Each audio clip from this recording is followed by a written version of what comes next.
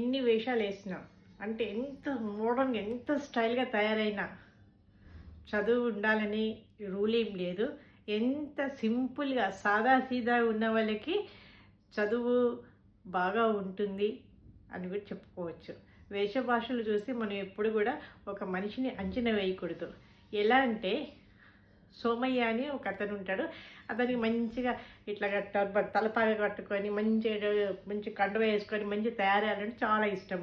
ఇక అలాగే అది తలపాగా పెట్టుకొని మంచి జరి కండువ వేసుకొని మంచిగా నడుచుకుంటూ వెళ్తున్నాడు. ఇంతలో ఒక అతను వచ్చాడు.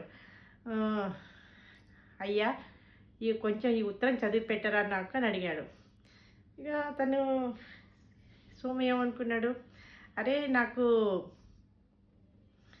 ఇది ఇంగ్లీష్లో ఉంది నేను చదవలేను అంటాడు.